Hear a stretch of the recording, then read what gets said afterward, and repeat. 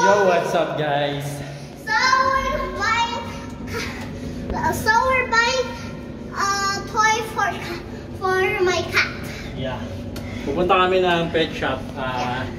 Sobrang lapit lang nun, 3 bahay lang yung pagitan. So, bibili kami ng toys para kay Ginger. So, yun nga yung bagong cat namin. So, titingnan namin yung pet shop dito kung meron silang toys for Ginger. Yes. So, marami din silang binibenta doon. Riley, don't run! So, ayan, naglalakad na kayo mga lods. So there's the pet shop over there. Yeah, sobrang lapit lang. Ayun na yung pet shop. Yeah. So, ito na agad yung pet shop mga lods.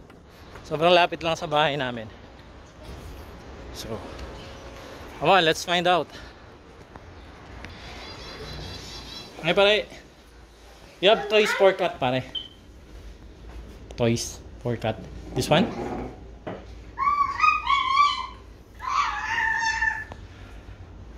Yeah. So, meron din silang shampoo. There's also cat. Shampoo for cat. There's also one more cat. Shampoo. Hi. Deodorizer. What's your name? So, kompleto sila dito. No? What's your name?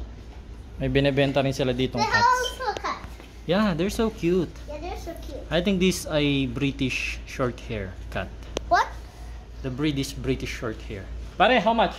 So this is the bathroom. Sabi. So May mga cat food din sila. Dami. Dental gel. For the mouth, meron din sila. Cold spray. So, mabibili mo na lahat dito. Shampoo. yeah, We'll buy shampoo to. yeah, we bought. Pero wala silang toys. There's a remote. So, ayun mga lods, no? Nakabalik na kami. So, wala silang toys para sa cat doon. So, orderin na lang natin online. So, ang nabili lang namin is treats para kay Ginger. So, meron sila doon shampoo, lahat ng kailangan, pagkain. So, toys wala sila. So, orderin na lang natin. Oh yeah. So, susubukan natin pakainin ng treats si Ginger. So, Riley, we will try this, okay? Okay, guys, bibigyan natin siya ng treats. So, Riley, Yes. give mo yung treats. Ganyan mo, press mo. See, she like it. Yan, press mo.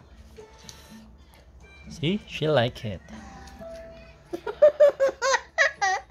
Sit down ka, sit down properly. Ayan, so Riley's giving treats to Ginger. Doon. Yeah. See? She like it. Slowly lang pag-press para ano. So, ayan. Gustong-gusto niya yung treats. Ano to? Tuna and salmon. So, tuna and salmon ang flavor niya. So, gustong-gusto ni Ginger. Ayan. Pwede natin siyang bigyan ng treats. 2 times a week. 2 times. Kasi masyado siyang tumaba pag binigyan natin siya ng binigyan. So, ayan. Gustong gusto ni Ginger. Are you happy, Ginger? Yes. Yeah. He said yes. Busog na busog si Ginger sa treats niya. Nagigilamos na siya. Because we gave her treats. Busog na busog siya eh.